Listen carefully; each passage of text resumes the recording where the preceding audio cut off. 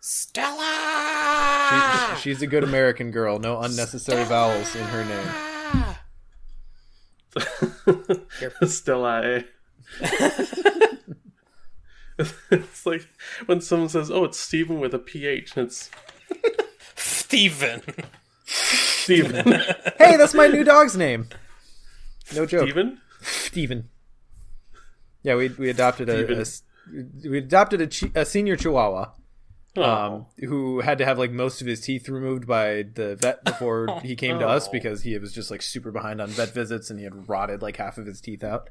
We were trying to come up with a name, and I kept thinking of the stupid little dog meme, with Steven. Yep, exactly. Network just posted it, that exact meme.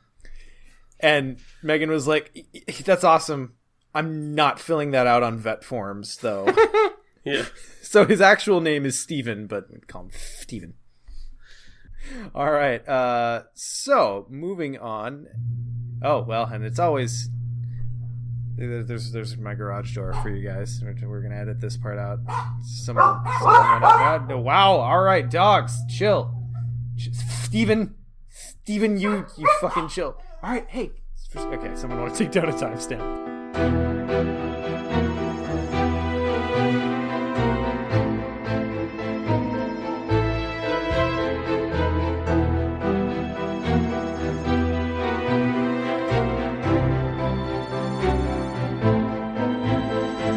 Mythos Busters, investigating the mystery, monsters, and madness of Arkham Horror, the card game. Hello and welcome to episode 96 of Mythos Busters. I am one of your hosts. I'm Sean. Joining me tonight are my bros. We've got Scott. Hey, Scott. Are we? Hi. Are we brothers? We're gonna count it. It's close enough. Sure. Yeah. It's close enough for government work anyway. Or are you going by Scott nowadays? It depends on the day. Okay, fair enough. Joining us as well is Nick. Hello. I added that diphthong in there just for you. I love a well-placed diphthong. Who doesn't? I know, it's so satisfying. Missing tonight is Ian. Unfortunately, schedules... We try. Schedules didn't line up tonight, so Ian's going to be missing out tonight. We will definitely catch him on the next one. Or who knows, he might show up randomly tonight. It's not beyond the realm of possibility. We've got a fun show for you guys tonight. We're going to get caught up on news, and then we are finally going to wrap up the first part of the jump of content back from, 3 months ago? The deluge, if you will. I might. And I think at one point I did. It was a veritable flood, and we're finally going to review the Stella Clark starter deck and all of the cards contained within. And then, of course, we'll round it out with some tentacle time. But before we do any of that, let's check in. What Arkham have you guys been playing? I think I know the answer for both of you, but I wanna ask anyway. Next to nothing. I sleeved some stuff. That's like in the last 2 weeks. I've put my house up for sale and sold it and bought another house. So it's been busy. Last 3 weeks. But that's a lot of houses. It is. It's been a lot. So unfortunately, no Arkham. However, I do have some planned for a couple days from now to continue on with my Innsmouth campaign. Ooh. So, yeah. I finally have gotten to really dip my toe into Innsmouth. I'll talk about it in a little bit, but a lot of my actual Arkham time, or time that would be spent playing Arkham, has been spent doing Arkham adjacent things.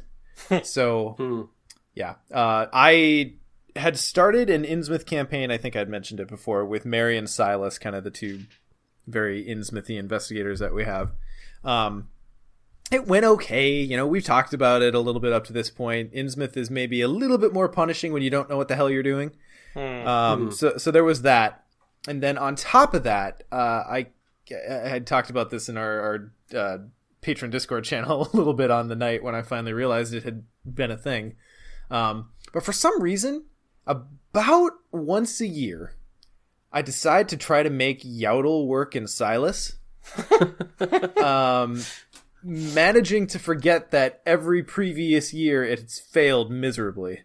Mm-hmm. And I think maybe my problem is I'm just not approaching it right. I'm trying to it basically ends up being just a worse Desperate Duke that doesn't work nearly as well. Mm-hmm. I feel like Yaddle belongs in one deck and one deck only, and that's Yaddle Duke. Like, give me level 3 Yaddle that looks at wild symbols, and then maybe we'll talk again. But I think this was the time that finally made me go, what am I doing? What am I even doing with this frickin' card? So I did a little bit of a cheat. I did a little bit of a thing that you're not supposed to do with the rules. I just went ahead and rebuilt my Silas deck with the same XP. I kept the outcomes from the first 2 scenarios. I feel pretty okay with my little cheat there. But I'm having a much better time with it because it turns out when you build a good Silas deck, he plays better. Who knew? Huh. That's so surprising. Imagine that. But yeah, so Into Deep, really fun. We're not going to talk about the actual spoiler or any spoilery things tonight, but I'm really enjoying Into Deep. And I'm in the middle of Devil Reef right now. It was going well for a while, but you have those turns where you have a big problem hop up in a Mythos phase, and you can't really take care of it that turn. And then the next Mythos phase, the agenda pops and gives you another big problem. You know how they just kind of line up that way sometimes? Yeah, I'm immediately after that Mythos phase, and I kind of had to set the cards down and walk away for a few minutes. So we'll see how that goes. It's like a debt, and you can't pay the debt off. Yeah, yes. The Mythos phase is the interest phase, and you're like, oh shit. You know, Scott, I hate to become that dude that blames everything on capitalism, but thank you for bringing it around for me. Yeah. Nick, how about you? What you've been playing? I actually, so I like I had mentioned before, I started Innsmouth. I played through Pit of Despair like 3 or 4 times with a couple different decks, but I never got to Scenario 2. I ended up dismantling all those decks because I had like 7 built, and I dismantled them all, and I built 5 new decks, and I'm like, I'm going to prioritize investigators I haven't played before. And when I build a suite of decks like that, I always do one from each class, you know. Sure. So I built Sister Mary, and I built Father Mateo, and I'm prioritizing the investigators. Those two fight each other for cards very much? The builds that I did, they did not, because Mateo went hard. I mean, in Mystic, obviously, like that. I'm like, he can only do Mystic at this point, other than a very small selection of cards. So then that meant I focused more on how I was going to build Mary to complement that. You know what I mean? Sure. So, and currently, I think most of my decks are playing as heavy as possible with the Blessing Curse mechanics based on the cards we have out. But then I realized that I've played every Seeker. Like, I don't have a Seeker that I haven't played yet, so I just rebuilt Rex, because I think it's been the longest since I've played him. And I'm like, well, let's see what Rex looks like now. Well, he doesn't change much, turns out, from set to set. He's still Rex, so... So I built those, and then last week... excuse me. Last week I told my wife, I'm like, hey, just so you know, I want to play Arkham tonight. So I'm like, if you want to play, that'd be great. If not, that's fine. I'm just letting you know that I'm going to be setting up in the kitchen. And then after the kids go to bed, she's like, yeah, I'll play. I'm like, oh, sweet. Like, this is the first time she's played Arkham with me for at least over a year. Oh, God, I see where this is going. So we played, I was Silas and she was Rex, and we started Innsmouth. And I already had the bag set up for Standard, so we played Standard. And Pit of Despair was close. Rex got defeated by damage, and Silas was literally one action away from winning. But he, one action. So, and then the next night we played. Should have played Skids. No. Yeah, right. Drool. And then literally the next night, we played the Disappearance of Alina Harper. And that, Sean, you talk about how you can have like the process of finishing one round and starting another, and everything just kind of goes tits up. And that was our Disappearance of Alina Harper game. Yeah. The first 80% of the game, we drew absolute minimum enemies, like hardly any. And then it was once the boss enemy hits table, that was when we started drawing enemy. And I'm like, oh my god. And Silas is like, I can't handle all this at once. Like, this is too much. So Silas actually went out first, and then Rex tried to get past the boss that we got, which of course there's a few different ones you can get, but it was tough. Anyway, that was the last that I played. The day after we finished that, I got In Too Deep, Devil Reef, and War of the Outer Gods in the mail. So all I've been doing for Arkham since then is sleeving. It's been days. It has. I'm ready to actually play with these things now. So, but no, it's fun. I'm really liking Innsmouth so far. I'm loving the whole flashback bit. Mm-hmm. That's really cool. It also makes it really tough, and I've never really been one to care about the plausibility of side stories, you know what I mean? But it's also like when it's like, I think Innsmouth is, at least so far, it's the tightest story as far as like time frame, you know what I mean? Because it cares a lot about it. Right, exactly. So it's kind of weird when it's like, well, where do we throw in? Because she hasn't played Murder yet, and of course that's the one that I want her to play, because, I kind of had a hand in it. So, what do you need, some more goddamn praise? Everyone loves that scenario, Nick. Jesus. She's only ever seen it in playtest version. She's never actually played it, so. Oh, sure. Yeah. Anyway, so yeah, that was cool. me. Yeah, and speaking of War of the Outer Gods, I think maybe a little bit of a soft announcement here, but I don't know, whatever, for those who care. Since we've all gotten busy and disjointed and we're all working on side projects, like it wasn't that big of an ask to have all of us actually just kind of chill on trying War of the Outer Gods. We are, at a date still to be determined, probably last week in December, we are going to stream our mutual blind play of War of the Outer Gods. We're going to play it 4-player, and all 4 of us are going to get in and play that for the first time on stream. So that should be fun. So pay attention for the announcement on that. We'll announce it ahead of time on social media. And, for those of you who are active in our Discord, try not to spoil it for us. Keep us guessing. I already have my deck planned out. Ooh, what are you going to play? It's going to be Sister Mary with as many Bless tokens as I can. Okay. With Bandolier, so I can hold 2 Winchesters. All right. All right. Yep. None with a gun. Yeah. It's like anti-aircraft gun skids, but it's anti-aircraft gun. But it's the level Sister. 0. You remember when we had Nate and MJ on the podcast for the first time, and they talked about like the different, basically the continuum of styles of telling Lovecraftian stories, where there's actual Lovecraft, where it's like dark and hopeless and very impersonal and kind of like, just actually reading a Lovecraft story.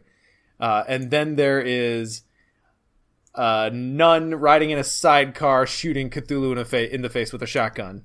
Mm-hmm. I believe you've extended the continuum beyond its previous extreme. And now we have a nun dual-wielding rifles. Yep. I'm a fan. For those interested, that is episode 9, Chaos Sock. That is true. Thank you for that wonderful citation, Nick. Sean, I had to step away for a minute, so I just came in on the nun talk. But Sean, do you know what deck you're going to play for War of the Outer Gods? I hadn't thought about it yet. Okay. Do you? Well, I was also going to do Sister Mary, but I like Scott's idea better than mine. I was just going to capitalize on Blessed Blade, but so now I'm not sure. I'll probably, I don't know. Gosh, I don't know. Amanda's really fun. I don't know the mechanics yet, but you could do like a if you want to play Father Mateo. I don't. And get the church. Okay, I was gonna say like a ceiling Mateo. Help me make the shot or the Winchester work better. With the custom ammunition. Yeah, hell, maybe I'll play Jackie and just throw you my token pulls. My sorting. Yeah, that'd be sweet. I have an initial build, and I think I'm gonna play it campaign, but I don't know. I have an initial build for a Home Alone Wendy that I want to try out. I have like 6 decks built. Yeah, okay, so you know how when you're an obsessive deck builder, like some of us are. There are many times where you just like an idea, you build the deck, and you never really follow through on playing it. It was just enough to kind of see what the deck might look like. That's what Arkham has been for me for the last 8 months. So yes, right. Well, I do that from time to time, but I have 6 decks built and ready to go that I absolutely intend to play, and for the love of God, I can't get a new campaign started for the life of me. And it's the new year is going to be nothing but Arkham for me because I just feel so backed up. Mm-hmm. We should start a campaign. Yeah. We should play TNA again. Oh yeah, right. We do that. Oh, you meant you two? Oh, I see. Nick. No, anytime you want to join, invitation's open. No, it's fine. Yeah, that was a pity invite. It's okay. I know. I've seen enough. I know what they smell like. All right. Anyway, so let's move on. Moving on to patron stuff. As always, we want to throw a big shout out to our current board members. We've got Chris B, Chris H, Chris M, Morton, Jared, Ian, Kyle, Philip, Dave, Billio, Nathan, Chad, and Robert. Thanks, guys, for all of your support. We love you. Special shout out to a random patron this time is Alex Macriticus, and I am very sorry for the likelihood that I mispronounced your name. But thank you for your support, Alex. Maybe? Yeah, I'd buy that. I like Macriticus better because it sounds like it's like a Roman, general. Marcus Aurelius Macriticus.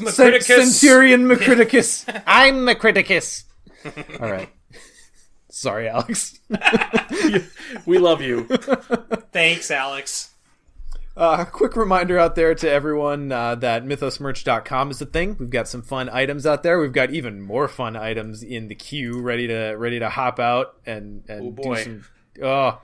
We've gotten some samples, and a couple of them are sitting on my couch right now, and we've got some really fun things. So anyway, go check that out. And then last thing we're going to plug to see if you want to go buy it is I'm just going to remind everyone that we did an awesome collaboration with Arbitz back at Farcom, and it was amazing, and some cool tokens came out of it, and you can go get them at a discounted price, arbitz.com, and the code is MythosBustersDirect. So go check those out. Oh, let's see here. What else? Dissonant Voices update. Damn, we are pounding through Dissonant Voices. Mm-hmm. We have got Carcosa all but wrapped.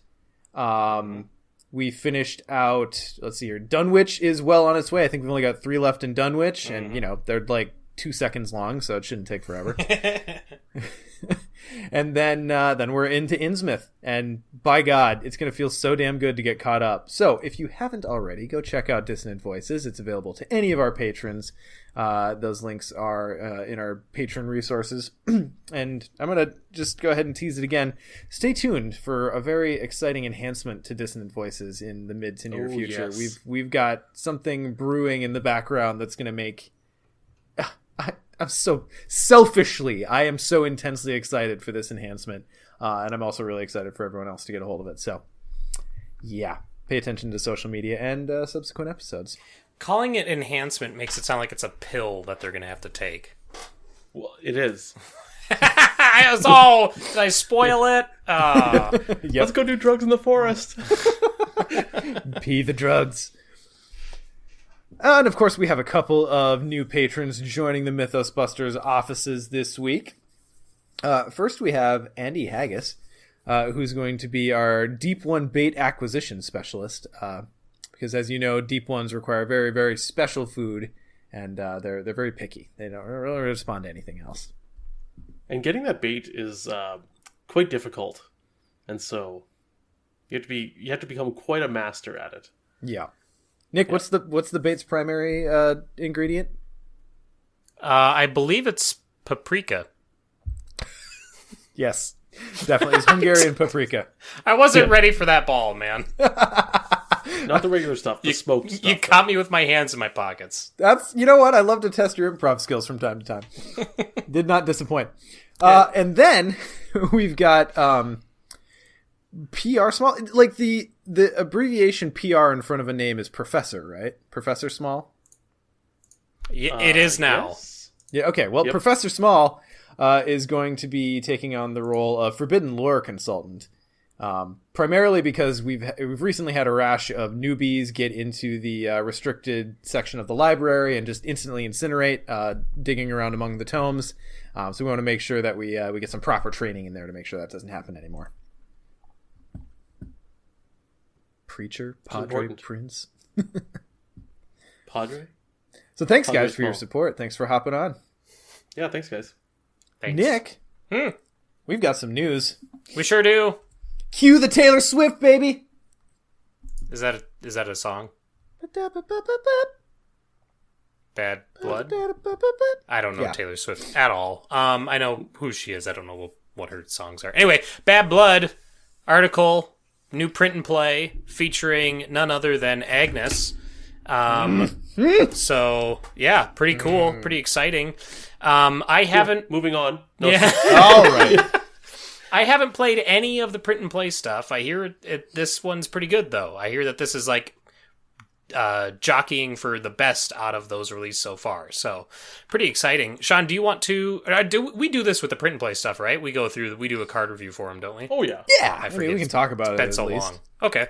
Well, Sean, as our Agnes expert, as our Mystic expert, what are your thoughts on Parallel Baker?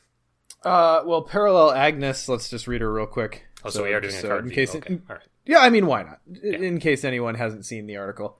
So she's got the same stats up top as Vanilla Agnes. So 5 willpower, 2 intellect, 2 combat, 3 agility. I don't know why I went ahead and did it anyway. That's fine. As an additional cost to play a spell event, you may take 1 damage. If you do, reduce the cost to play that event by 2, and you may shuffle that event back into your deck instead of discarding it. And then her Elder Sign effect is +1. You may heal a damage. And then instead of her normal health and sanity, she's got 8 health, 6 sanity. So flipped it this time. Inverted health and sanity. That's interesting. She's expending her blood magic instead of her... I don't know what the sanity was representing. Brain magic. Also, yes. 100% better Elder Sign effect. Like, regardless of how you feel about, like, oh, I can only use this with spell events, like, but that Elder Sign effect upgrade is... Oh, because it does something. Because it's nice. Look. Yeah, I feel like that's such a key thing that clearly they've learned with the design of investigators, because it really makes, because the Elder Sign is supposed to be, it's not an exact mirror, but it's supposed to be a counterpart to the tentacle, and the tentacle can feel very, very bad, and at its worst or at its lightest, it still fails you. It's. I'm taking care of succeeding anyway. I don't need just a bonus. Give me something. Right. Mm-hmm. Give me something for that Elder Sign. Anyway, and then her deck building. Oh shoot, it's not in the article here. It isn't. That's I was looking for it and I couldn't. It's okay. I got it. Oh, nice. So deck size 25. She can take Mystic cards 0 to 5, Spell cards 0 to 3, and Occult cards level 0 to 3, and Neutral cards 0 to 5. And her deck building is the same with Heirloom Library, Dark Memory, 1 random basic weakness. Additional options. When you upgrade a spell card, you may instead pay the full experience cost of the higher level version and leave the lower version in your deck. It does not count towards your deck size or the number of copies that can be in your deck. So very similar to Skids' Parallel. Mm-hmm. Yeah. How many spell events have an upgraded version? Not many. Hypnotic Gaze, Blinding... What's the AoE one that we did in Carcosa? Storm of Spirits. Storm of Spirits. Yeah, there's a few, but... Blank Mind, or whatever that one's called. Memory Wipe. Oh, Memory Wipe, that's the one. Yeah. So there's a few, but they're definitely not the go-to ones. It's not like we have a Spectral Razor level 2 or a Read the Signs level 2, which are the ones that, at least when I see this version of Agnes, that's what I immediately go to. Like, ooh, take a damage to play Spectral Razor for free. Well, that's awesome. Bear in mind that deck building option, even though her ability requires it to be an event, the deck building option works for any spell. So you could use this totally. Shriveling if you want. Totally. Mm-hmm. Or Azure Flame. Yes. Yep. Mm-hmm. But yeah, it's a cool different direction. It's more in line with... I can't speak to her in any other game except Arkham 3rd, because that's the only other Arkham Files game that I have her in. But it's very, very similar to what she does there. It kind of makes sense for blood magic a little bit more. It definitely makes her heirloom a lot more playable, even mid to late game. Yeah, I'm very, very interested to try this out. I love that they're doing this. I played 95% of my Arkham in real life, and I'm very, very picky about printing out on paper and sliding into sleeves. That just doesn't do it for me when you play them alongside the other cards. I'm the same. So I'm building my own prison on this one, but the parallel stuff doesn't exist to me until I can get it in my hands physically. So, maybe a P&P sometime. FFG. Just throwing that out there. Speaking of POD. Sorry, that's what I meant. POD. Heirloom of Hyperborea more enticing. Well, let's look at the new version of Heirloom of Hyperborea. So it's still 3-costed asset, will, combat, and 2 wild icons. Item, relic, Agnes Baker deck only. Advanced! Only damage and/or horror from player card effects can be assigned to Heirloom of Hyperborea. What? Just wait. Reaction, after you play a spell card, draw a card. Okay. It has 3 health and 3 sanity. What? Damn! And it takes the accessory slot. Wow. That necklace is thick. Yeah. With 3 C's. Mm-hmm. MJ was tired of all the complaining. Yeah, this is significantly better. Significantly. I mean, and I like it because it's obviously it goes with her ability, right? Exactly. But then you also have stuff like if you are packing Shriveling and you draw a picture token thing, right? You can put it on here as well instead of Agnes because you don't have Peter anymore in her deck building. Oh yeah, and her sanity is garbage too. So, oof. Yeah, I'll play it if I can get a hold of it. Of course, the flip side to that is Dark Memory has also gotten a little bit of a boost. It does everything that normal Dark Memory does, except now it costs 4. Gross. Yeah. So it is 4 is hefty. Yeah. You can reduce the cost of it, but it's still gonna sting to reduce the cost and still have to pay 2. Insane. I mean, I got to experience the effects of a 4-cost weakness in a recent Iron Man with the tower, and let me tell you, it sucks. Yeah, especially in a deck that really wants to commit cards.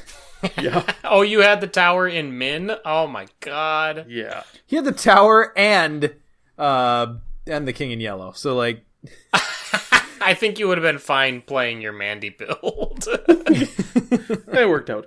Yeah. But Dark Memory, yeah, it's I think it's still worth it to go for the heirloom, like the advanced heirloom. I think so, yeah, because that's the problem. Like the original versions, Dark Memory sucked, and the heirloom was basically a blank card. You know what I mean?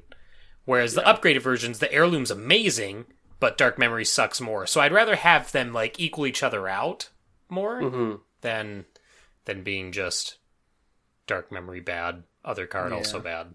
Yeah. Well, the thing too, in OG Agnes, Dark Memory, you could sometimes use it to ping an enemy, right? Yeah. Like you take the 2 sneak over, damage out.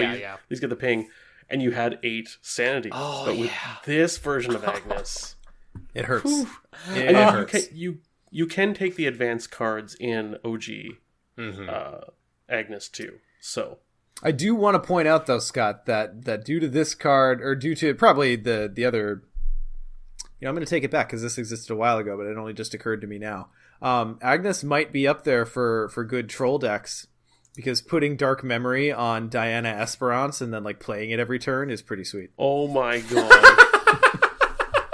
Oh my god. Just throwing that out there. Oh my god. That's not griefing though. That's literally just I'm gonna force everyone to quit. Yep. Griefing is but you're literally just all right, we're just gonna keep adding doom. Just doom. It's too bad Marie can't take Dark Memory. Yeah, Agnes doesn't fuck around. But the scenario itself looks really cool. It is specialized or modified version of Threads of Fate, which, who doesn't like Threads of Fate? And it's a witch and sorceress's duel. Like, yes, more caster chicks. I'm on board. This is the one that has me most excited to play it. Yeah. Mm-hmm. So, what else we got? Sweet. The only other bit of news is just a reminder about the FFG play and share. It's still going on. So folks, as you're playing Arkham, I'm guilty of not doing this. I need to do this more, but, do tag on social media, post with hashtag FFG play and share, to get Arkham up there. If you want more information, there will be a link to the original news article in the show notes. I'll also put one in Discord here as well, in case anybody's listening live and they're like, what's this play and share stuff? And, Justin was looking at the numbers, and the amount of Arkham content in the FFG play and share whole thing is absolutely slam dunking. We are eclipsing the other games. Yeah, Arkham has more than multiple games put together. So, because we all know Arkham's the best, right? I mean, obviously. Obs. What? Yeah. So what are the other? There's obviously got to be a Keyforge. There's Marvel. Oh, that's right. I keep forgetting Marvel even exists. Lord of the Rings, I think, has it. What? Too? Oh, because of the board game. Yep. Okay. The card game's done, right? Well, it's has the last pack come out? Yes. Yes. Oh, okay. Yeah? Okay, now. Sorry. Hey, that's my fish. Hey, that's my fish. Hey, that's my fish. What? That runaway hit that FFG just keeps reprinting. God, they should have made a Hey, that's my fish LCG. Missed opportunity. It really is. All right. So go ahead and help us fight the good fight out there and throw FFG share and play on your hashtags. Up in your metadata. Play and share. Do it right. Yes, play and share. Sorry. PNS. That's... Yes. All right, guys, let's move to the main topic tonight. Yes. Stella Scott. Yes. Lay it on us. Start us out. All right, so the best investigator in the game, well, that's a bit of hyperbole, but she's very good. Stella Clark, the letter carrier. She has 3 willpower, 2 intellect, 3 combat, 4 agility, the chosen and civic trait, and reaction. After you fail a skill test, you may take an additional action during your turn this round. Limit once per round. Elder Sign effect is +1. You may instead choose to automatically fail the skill test to heal 1 damage, 1 horror. She has 8 health and 8 sanity, which I believe is the highest in the game. That's correct. She is beefy AF. Mm-hmm. And I'll just go over deck building because it's super basic. Yeah. Survivor 0 to 5, neutral 0 to 5. But she does have 3 signature cards. So that's what I was going to say. Stella's good, but her signature is fucking bonkers. Go ahead and read it, Nick. Neither rain nor snow is a survivor skill card with 3 wild icons. Oh, that's pretty cool. It's innate and develop traded. Stella Clark deck only. I mean, that's awesome. 3 wild icons, and you get 3 copies of it in your deck. That's amazing for a signature. Great. Full stop right there. Yeah, that's fantastic. I love it. Yep. Oh, wait a minute. There's another line of text here. This says, if this skill test fails, cancel all effects of the failed skill test. What? Why? Either pass or ignore it. Yeah. It just... It should the skill card should be called someone else's problem or something, because you just ignore it. If you don't succeed, you're like, whatever, it's fine. Yeah. Oh, I love this it. Test seems really bad. I'm just gonna it's fine. Yeah. Yeah. I'm happy for Stella. Yeah. But I continue to look at this and then look at Winnie. Winnie's got 2 of these cards in 1, man. Come on. Winnie's is fine, but holy cow, this is so good. Yes, this is insane. Yeah. Anyway, so then 3 copies. Yeah, that's the big. You don't even. It's if it were 1, I'd be like, okay, cool, that's perfectly balanced. But 3 fucking copies. Yeah, it's. And if you're drawing a lot, you can cycle that deck and just see them more and more. It's and there's survivors, innate. so you can take them back. They're innate, so you can take them back with True Survivor. There's survivors, so you can take them back with Resourceful if you want. When I discovered the True Survivor play, because I've always ignored True Survivor, because like, well, who cares? But with Stella, oh my god. Yeah. So I suppose then we'll also I'll read her weakness here. So Called by the Mists is her Treachery Weakness. It is cursed, traded. Revelation, put Called by the Mists into play in your threat area. Forced, after you initiate a skill test with a difficulty of 4 or higher, take a damage.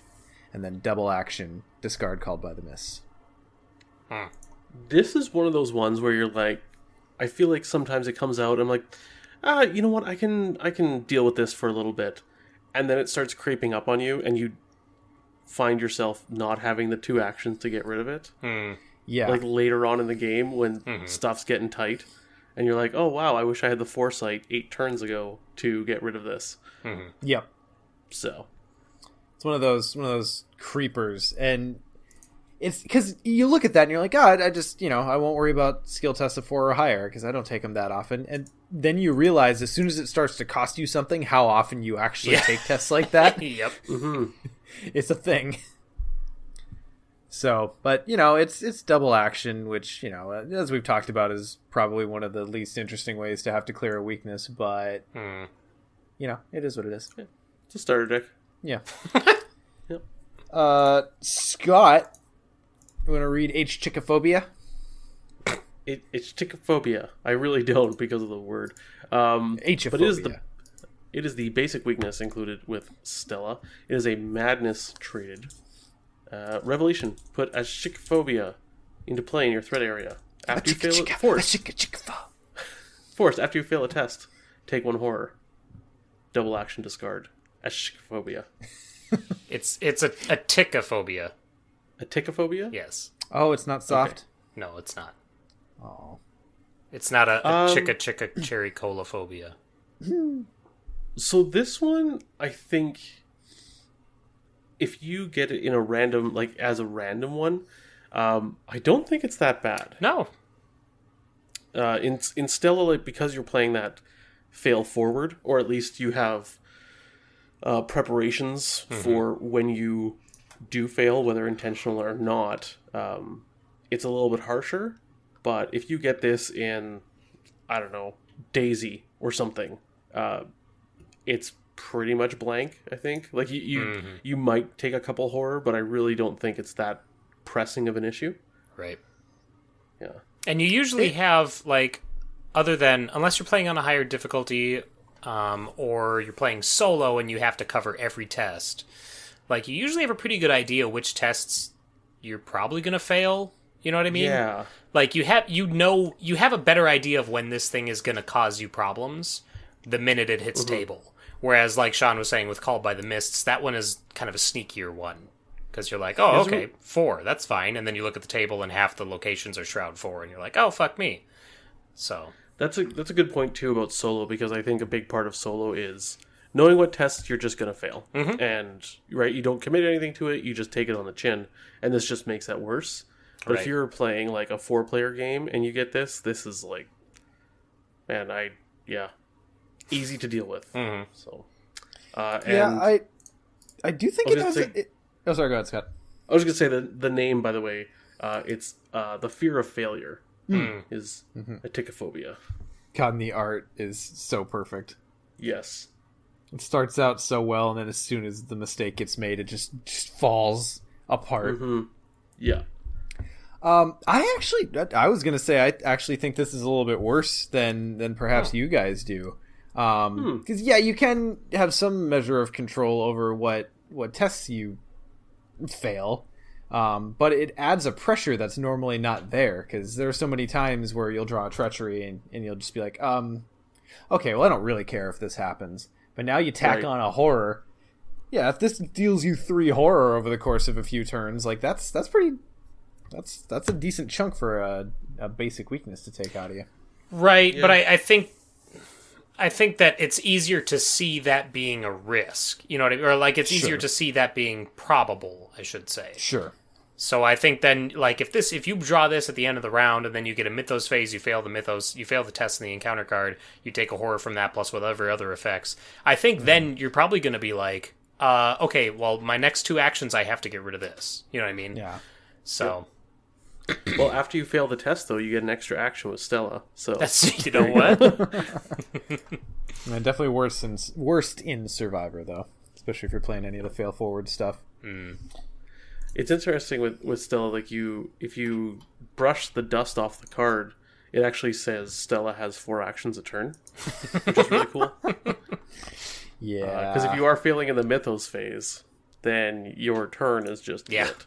Yep. And if you do happen like that, her ability is just we kind of breezed by it, but my goodness, what an ability, especially solo.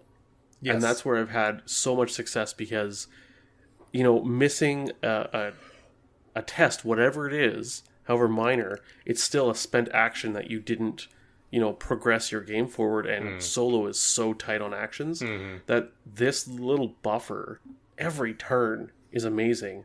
And those skill tests in Mythos phase where you're like, I can fail this, I don't really care.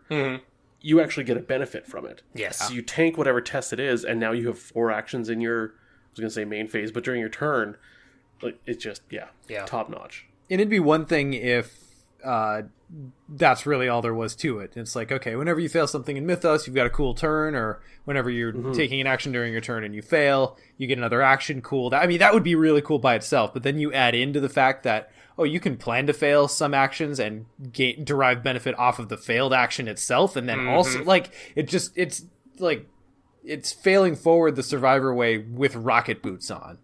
Yes. Well, even I found too,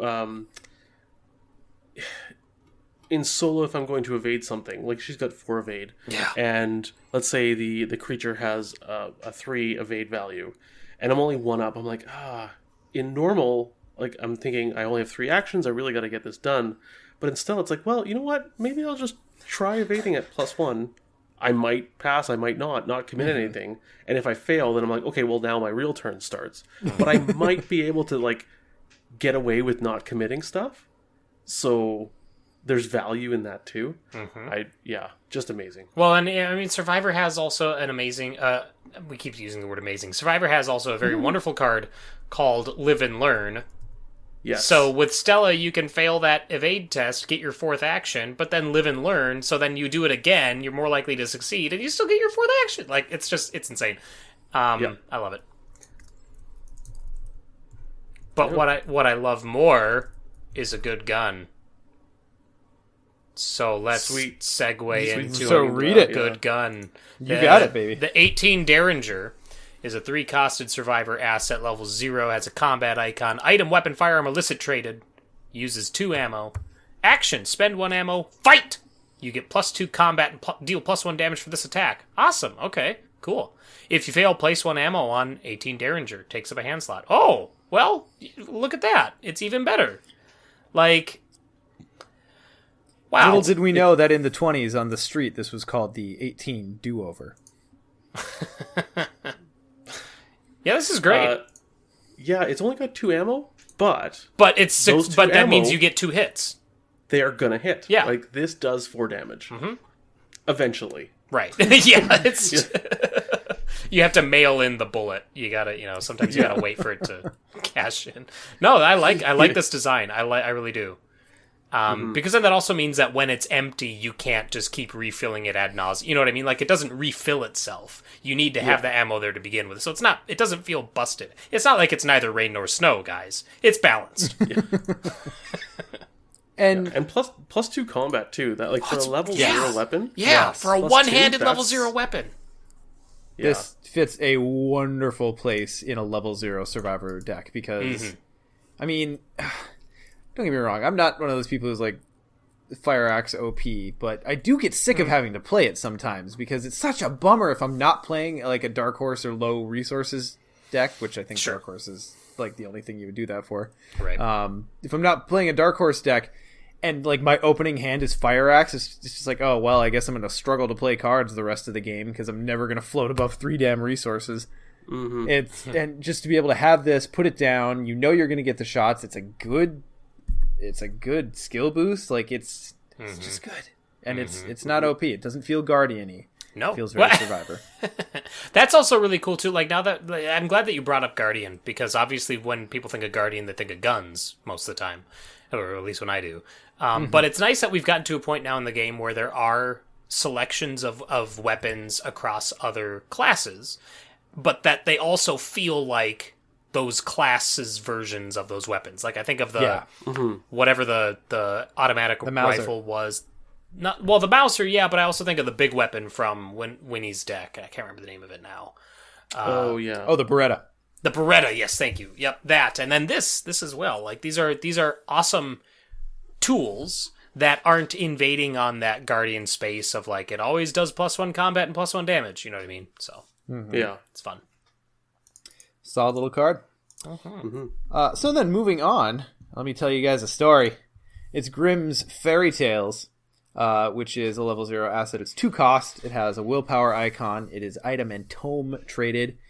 Uses 4 secrets. In reaction, after an investigator at your location fails a skill test by 2 or more, exhaust Grimm's Fairy Tales and spend a secret. Heal a horror from that investigator. And it takes up a hand slot. Oh, I was wrong. In the green room, I said this cost 4 resources. I was wrong. It's only 2. It's still not, I'm still not super hot on it. This is yeah, we were talking about this before the show, Nick and I, before you joined us, Sean. And one of the things I said is, like, taking Stella right out of the pack, there's only 2 cards I would change in her level 0 deck, and this is one of them. I agree. I don't think it's that great. It's horror healing, but it's conditional. It takes up a hand slot. I'm lukewarm at best. It's in a class that's generally pretty resilient to horror anyway. Yeah, I'm pretty middling on this too. I really like the idea of it, and like there's part of me that really wants this to like be good in Agnes, because hey, cool, a hand slot that helps you heal horror. Yeah. But I feel like failing tests. Exactly, and you have to fail them by 2 or more. It's not just fail a test, heal a horror. That would be okay. But to have to fail it by 2 or more, that...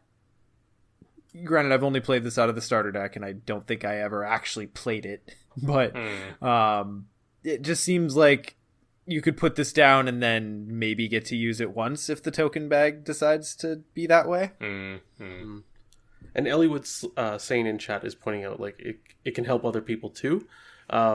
Yes, it can.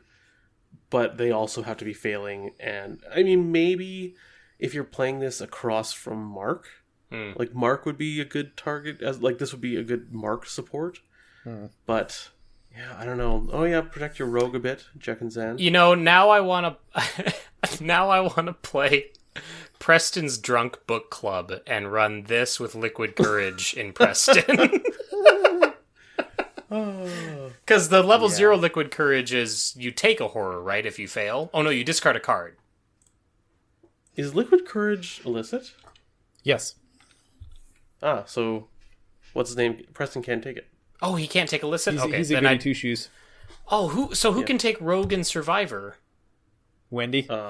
Yeah. Wendy's Wendy, yeah. Wendy's Drunk Book Club. Oh, that the Drunken Orphan Book Club. Or I guess we could go with Carolyn. Jenny. Oh yeah, Carolyn. Carolyn. Well, that was going to be that's going to be my next question is, do you guys think this is worth looking at in Carolyn, or does she just straight up have better options? She has better options for her hand slots. Anyone with Guardian, like level 0 Guardian, there is better things to put in your hands than this, I think. Very good. I feel like we've unlocked the secrets on this one. Let's not spend another moment on it. I believe we're to Scott. Yeah. It's the Derringer that shoots clues. So the old keyring is a 1-cost level 0 survivor asset with an intellect icon. Item and tool traded.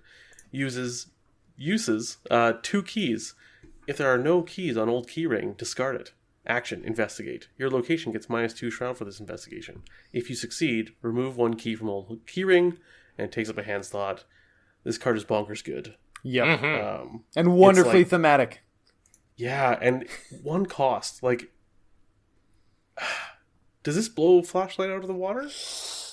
I think it might. Yeah. Like, because like we said with the Derringer, this is guaranteed to get you 2 clues eventually. What are the odds, do you think, that one of your 3 supplies on a flashlight is going to fail a test? I mean, it's actually pretty likely, I think. I mean, it's not 100%, and if you're committing a lot of cards, it definitely goes down. But yeah, even at 50-50, the idea that you don't lose these unless you hit the test, it's so good. Well, the thing too, like this and Derringer, it kind of goes back to what I was saying about Stella, where you can just try a test without committing anything. And you know what? If you're just down and out and you have no cards in hand, nothing to commit, you can just test Old Keyring until you get that clue, right? Mm-hmm. And it's giving you that -2. It's, yeah. And yeah, Sojourn says in the chat, like with the way it syncs with her ability, oh no, I fail. Well, I put the use back on the keyring and I can try again, but I have another action to try again. It costs you nothing. Yeah. It costs you nothing but simply the action. I've had it where I play this in Stella and then I succeed and I'm a little sad. Which is weird. Also, I love that, already we get 2 amazing items in Survivor, which means able-bodied just keeps getting pushed further and further down the toilet. Oh, it's all the way around the S-bend at this point. I mean, I'm running it in my Silas deck because I only have his 2 Sig items and Meat Cleaver, and that's it. So I was like, okay, I'll throw able-bodied in there. I've used it once. Mm-hmm. Yeah. Which, only using a skill once as Silas, that says something. I had a Meat Cleaver Agnes that I used able-bodied in. Yeah, okay. Yeah, sure. I've played that deck. It was that weird. Deck's fun. Yeah, it's fun. I don't think it's good. It's fun. Another thing about Old Keyring, love the synergy with scavenging. Right? Scavenging, hey? Right? What's the special synergy? That you... you can just return it. Yeah, you just play it straight back out. Well, okay, so no, level you can't 0... because you don't. No, because you only remove the key if you succeed, right? Mm-hmm. And then you discard it, and then scavenging triggers, right? Isn't that how that works? If you succeed, then scavenging is after. Yes. Oh, okay. I guess I thought Oh, yeah, you're right. I keep thinking that scavenging is its own trigger investigate test, but it's not. It's a reaction. That's right. I haven't played scavenging since Dunwich, so. Solid at level 0, and then you go to level 2 scavenging, and you just play this straight back out for a resource. That's nice. Mm-hmm. Yeah. Mm-hmm. God, and it just, the one cost can't be understated. It's so good. Easy peasy, yeah. And, this goes even in, a Dark Horse deck, because if you want to play it, you just take your resource that turn, and then you're back down. Yeah. It's so good. Yeah. Mm-hmm. But let's talk about the actual hero of this deck. Yeah, speaking of cards that are so good. And I'm talking about neither rain nor snow, guys. It's 3 wild icons and you get 3 copies. Okay, Granny Oren. We get to make that joke one more time because there's 3 copies. Oh, all right, you give me another one. Perfect. All right. Granny Oren is a unique Survivor asset. She costs 4 resources. Tough old bird. She has a will icon. She's ally traded. You get +1 will. Reaction, when an investigator at your location would fail a skill test, exhaust Granny Oren. That investigator fails by either 1 less or 1 more. She has 1 health and 3 sanity, takes up the ally slot. Granny! Oh man, she did so much work in Iron Man. She did so much work. I'm sure. Yeah. The upgrade, we'll talk about the upgraded Granny Oren. Yes. Level 0 is okay. Mm-hmm. I think it's some, a little bit of risk mitigation with something like Rotting Remains or whatever, those, fail by treacheries. Mm-hmm. It's like double risk mitigation for that, because she gives you the will boost and she gives you the +1 if you fail boost. So also gives you a little bit of cushion on what shrouds you could play a Look What I Found reliably on. Yeah. Mm-hmm. Yeah. Any of those, and Dumb Luck, and if you wanted to, Grimm's Fairy Tales, Oh, I was going to go with Oops, but yeah, that's better. Okay, yeah, I mean, that too, yeah. So, she definitely has a place in Survivor if you're running that sort of suite of cards, like level 0 does. Yeah. So. Yeah, the key difference, too, is that the level 2? 3. 4. 3? 3? Oh. 3. I thought all the allies and the starters were 4. Well, this is a survivor deck, Nick. Well, Chuck is 5. Oh, yeah, all right, well, fuck me. Double wrong! Like, this can't make you pass, whereas Right. upgraded one can. And I think that's where, like, the power level really cranks over. Wait, this So, can like, this can make you pass. No. If you either- fail by you can- 1, you exhaust her. Then you fail by 0. Oh, I didn't Yeah. think it worked that way. Okay, never mind then. Yeah, so... And Well- that's kind of where Yeah. I'm kind of lukewarm on it. Like, yeah, so... She's a decent start. Mm-hmm. And, Well, +1 willpower and +3 sanity, like, that's robust for a level 0 ally, so I think she earns her 4 cost. She protects you from the Mythos phase, or tries to. Mm-hmm. Totally. All right, well, Sean, you want to read the real tough old bird? I think I remember seeing, and I can't remember where, like, someone was theorizing that because of Granny Oren's Tough Old Bird subtitle, that, like, she was implied to be the mysterious raven and is, like, an animagus or something. That's what we call a stretch. Which, is a stretch, but it's also a headcanon I can get behind.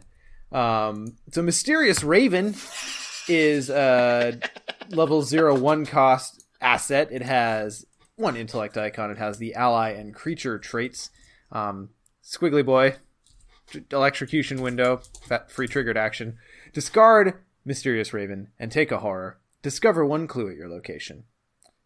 It has null health and 1 sanity. Takes up the ally slot. So we now have Stray Cat for clues. Kind of. This one you have to take the horror though. Mm-hmm. Yeah. Which, if you don't have another soak set up, which is often going to be your ally slot, it's not as... I don't think it's as powerful as Stray Cat. Well, but if you're analyzing 1-to-1, yeah, but the relative power of getting a clue versus one time evading an enemy is also not equal. So, also true. Like, looking at Stella, she's got 8 sanity, right? Mm-hmm. Like, she's got a lot to soak, so 1 or 2 horrors not going to kill her. Right. But this with Agnes, right? Oh, like, yeah. Discover a clue, ping a bird, like, it's good. Totally. Yeah. Yeah. And again, 1 cost. Sanity is a resource, right? Sanity is a resource until you have 0 of it, so... Yeah. And it does a very similar thing to, like, Art Student, and people play Art Student from time to time, or at least they used to. I don't know if they still do. Yeah. I got a lot of use out of Art Student a couple cycles ago. Trish likes Art Student. Oh, yeah.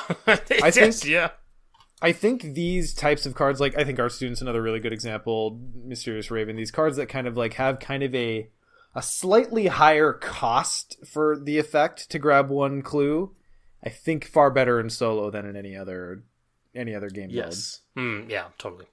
Because 1 clue is often the entire location. Right. And you find that 5 or 6 shroud one, you're like, yeah, cool, 1 horror, got that done with. Mm-hmm. So yeah, unless you've got some funky recursion trick to help you get that second clue in 2-player, then this does definitely lose its shine a little bit faster. So with the inclusion of Mysterious Raven, do you think that, like, solo Yorick is getting close to viable with, like, Gravedigger's Shovel and Mysterious Raven? I'm quite sure I think that's solo a thing. Yorick is very viable. He was before. What's his off? Oh, he's Guardian. That's right. Guardian. Yeah, I haven't played Yorick since he came out. Settle down, Courier.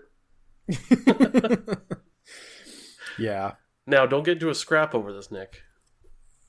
Scrapper is a level 0 2-cost asset, combat and agility pip, talent traded, and free fast action squiggly noodle thing. I know people will get angry if I say free action, but to me it's a free action. Zappy boy! Zappy boy. Spend 1 resource, you get +1 combat for this skill test, or spend a resource, you get +1 agility for this skill test. Sure. Okay. It's, yeah. I'm kind of lukewarm on this one. Maybe there's more than 2 cards that I would take out of Stella. This one is decent. It's fine, but you upgrade okay. out of it pretty quick. Yeah. You upgrade into actual Scrapper if you need Scrapper. Or literally, like, you know, a bunch of other stuff. Anything else. Yeah. Yeah. I don't think that Stella needs Scrapper. No. Right. Okay, so say you're an investigator who's looking at a way to use resources to boost skills. I can't tell you which investigator. Do you think this is generally better or dig deep? Dig deep is what? That's combat. No, it's agility and willpower. I think I like dig deep. I do too. I like the will boost. Yeah. Mm-hmm. Especially in Survivor and also a lot of the rogues that can take Survivor who have nothing for willpower. So. And as being posted in the chat here, basically the same card as Hard Knocks. So literally the same card. Yeah. It's a different color. It actually looks like the guy took a swig of a whiskey bottle and now is starting a fight. Took off his shirt and now he's like it almost looks like the same guy. I want to put Scrapper and Hard Knocks in Preston just because he can pay for both. In fact, I think it actually is the same character in the art. I'm gonna pay a resource to get +1 combat from Scrapper. Then I'm gonna pay a resource to get +1 combat from Hard Knocks. Yeah. I love it. Anyway, so speaking of cards we already know, Nick. Will to Survive is a level 0. What class is it? Survivor event. It's who am I? What game is this? 4 resource. It costs 4 mana. It has 1 combat and 1 agility icon. It's spirit traded, fast, play only during your turn. Do not reveal chaos tokens for the next skill test you perform this turn. Just 1 test, guys. Just 1 test. 4 resources for 1 test. I mean, that effect is nice. Like, here's the thing. Like, shut off the chaos bag. That's like the height of power, right? To just say no to the chaos bag. Mm-hmm. But Survivor is already the class that's like, I'll take whatever comes at me. You know what I mean? Yeah. So this effect is amazing, but the cost is really high, and it's in a class that doesn't necessarily feel that way. Especially at level 0, you know what I mean? Like, you know who this card is for? It's for Preston. Oh, totally. Like this is where, you know, like you don't often test with Preston, unless you're doing like the big, like the pump stat Preston kind of thing. Mm-hmm. But this is one where you just like, I need to pass this test, and I will commit what I need to be equal, and I will dump my family inheritance into this test. Right. So, yeah. Do you think this is the on your own tax? That wasn't a serious question. That was not a serious question. Oh, that's right, because that reduces the cost of your Survivor events if you don't have an ally, doesn't it? Yep. Yeah. By 2? By 2. No. Is it by 2? Oh. Yeah. It's by 2. Thought it was by 1. Still intense. Are we supposed to be reading cards? I just look at the art and pretend I know what they do. This is the card that I was, Nick, when we were chatting before. Yes. That I'm like, I don't want this in level 0 Stella. Right. Yeah. Like I have so much fail mitigation and fail forward tech that I'm not going to pay 4 to pass a single test. I will get that done somehow else. Mm-hmm. Like I have 3 copies of Neither Rain Nor Snow. So yeah. Again, 3 copies. Yeah. All right, Sean. That doesn't count as my one last time to do it, by the way. That was you. Fair. Yeah, trying to figure out how to play, like when to play this card is really testing my will to play. A Test of Will is a 0-cost Survivor event, level 0. Has a willpower icon. It's spirit traded. Fast. Play when an investigator at your location draws a non-weakness treachery card. Test 3 willpower. If you succeed, cancel that card's revelation effect. I love this. Love it. It's amazing. Yeah. Yes. Now, is it amazing in people other than Stella? Or at least... Patrice. Oh sure. Yes. Yeah, Patrice, totally. Patrice, Agnes, Marie. Yep. Jim. Okay. Like Zoe. A lot. Okay, I said. No. So I guess where I was coming from was the idea that, like, you play this, if you succeed, great, I don't have this card to worry about. If you fail, great, I get another action on my turn. You know what I mean? Like Stella's literally like, one resource, get something good. You know, it's kind of like you're reaching into the grab bag of awesome effects and seeing which one you're going to get. I think for me with Patrice, I used to be of the mind that I didn't want cancellations in Patrice because you had to have them at the right time and everything like that. And then what happens, Scott? Well, then we played Iron Man, yes. But also, outside of that experience... Oh, the tune changes now. No, I'm saying you were correct. But I think only putting a Test of Will or Word of Protection or Deny in Patrice is a bad idea. But if you put them all in, you're probably going to cancel something every turn. And so this is just awesome for a level 0 Patrice. This is totally decent for Stella. Like you said, Nick, if you fail it, you just get another action. And yeah. I think... and I know this is going to be contentious, but I think pound for pound, and I'm saying pound for pound, this is possibly the best cancel in the game. Because, you'd play level 1 Test of Will and be fine with it. But the Exile is a bit of a drain. This changes hit 1 willpower test for gain and experience. Like, that is huge! That is absolutely huge. And the fact also, that in multiplayer you can hit other investigators, it's so big.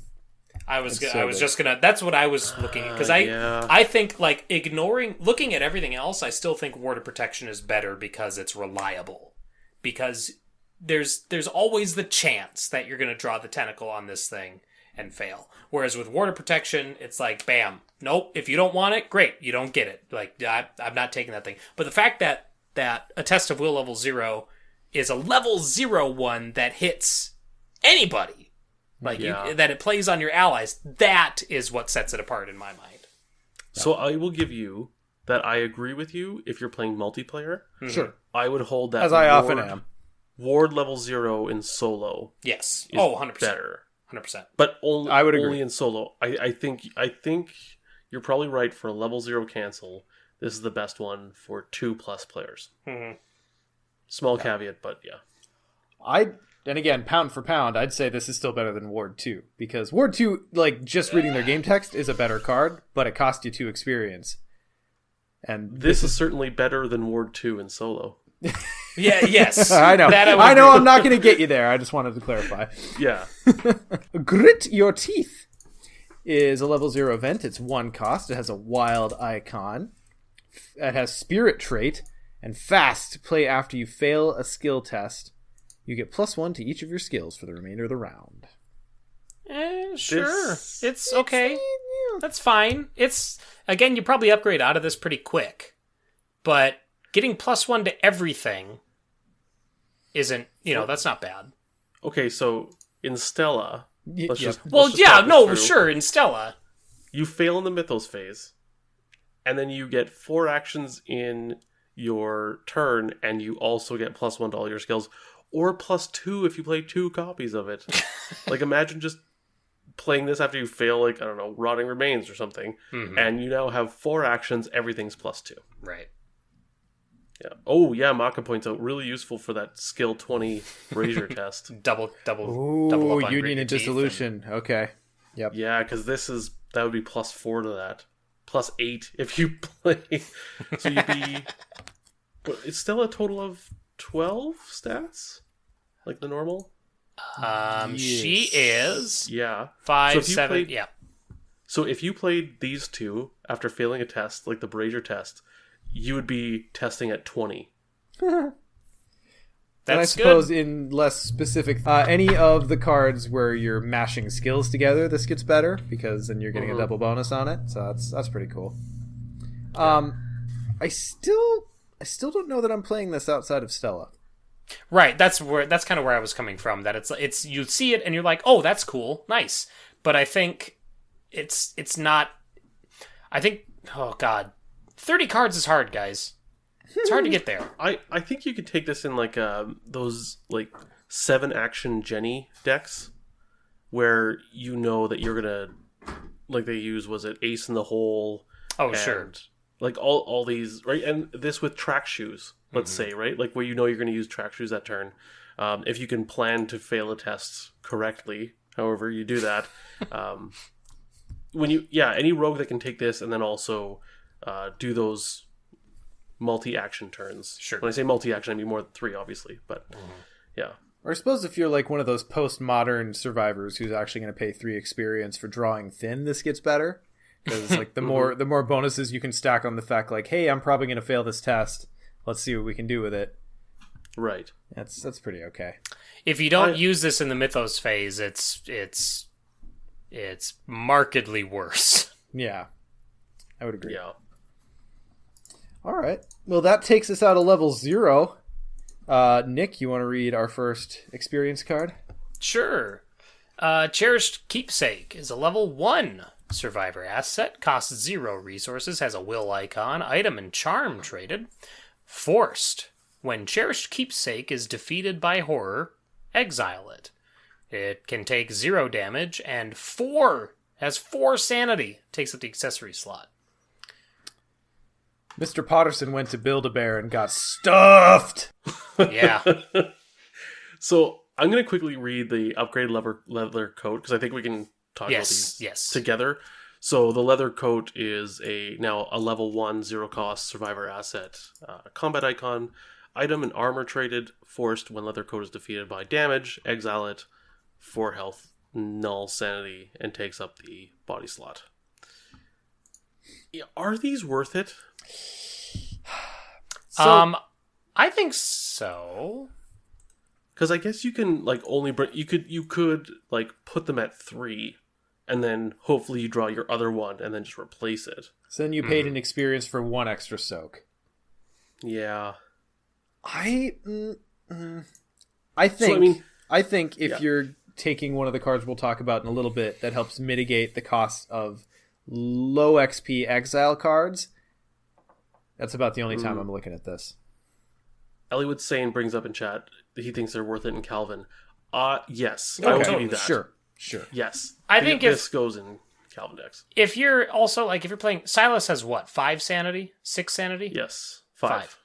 If you're playing Silas, and let's say you have a particularly bad campaign and you find yourself with 2 mental trauma, I think, Biggie Mr. Potterson is a good get. Because that's 4. You know what I mean? Like, Biggie P. Yeah. Level 0 Rita, Agnes. Yeah, okay. Sure. Yeah. I don't think you get the suite. I don't think you get 2 of each. I think you get 2 of the one that builds up your low side, Mm-hmm. That was a terrible way to say cover your weakness. Build up your low side. Yeah, you really hit the target with that one. Oh, that was a stretch. Oh, no, but we'll take it. So, level 2, 18 Derringer, is a 2-cost asset. It has a combat and agility icon. It is item, weapon, firearm, and illicit traded. It now has uses... We're never going to be able to say that and have it sound right. I've just accepted that at this point. 3 ammo this time. Action, spend an ammo, fight, you get +2 combat and deal +1 damage for this attack. If you fail, place 1 ammo on the Derringer, and the next time you trigger this ability this round, you get an additional +1 combat for that attack. It takes up a hand slot. This is amazing. This is awesome! Like, this beats out some Guardian upgraded level weapons. 2, yeah. I like this better than I like level 2 45 for sure. Yeah. 2 cost. So Sean, Sean, you might know, but I'm actually going to ask Scott because it's a timing question. Mm-hmm. How does this ability, the next time you trigger it, you get an additional +1, work with Live and Learn? Are you triggering it again with Live and Learn? Is it a second trigger? Because you're not triggering it again. You're not spending the ammo again. You're just retaking the test. You're just taking the test. Yeah. So you don't get the +1 on the Live and Learn, but you get the +2 from Live and Learn. But then the next time you do it, you get the Okay, interesting. Correct. Yes. Yeah. I mean, I don't know what else to say about this card. It's just really It's good. really good. Like, the cost is there. This does 6 damage. You're probably going to hit on the first one. You get a +2 to it. And if you do fail, you get the ammo back. And if you're in Stella, you get the action back. And now you're +3 combat. Like, it just... Yeah. The bullet flies back into your gun and goes, I was a little to the left. Give me another go. Give me another go. Yeah. Put me in, coach. Put me in. Yeah. I would have paid 2 experience just for the extra ammo. I like level 0 so much. The extra combat's just a cherry on top. Well, extra ammo and a decreased cost. Yeah. Yes. Oh yeah, forgot about that. 2 cost. Yeah. Oh yeah, hell yeah. Great upgrade. Yep. Nick. Test of Will. It's time. Test of Will. Didn't we do this already? Test of Will is a level 2 survivor event. Deja Vu. It costs 0 resources, has a will icon, spirit traded, fast, play when an investigator at your location draws a non-weakness treachery card, cancel that card's revelation effect.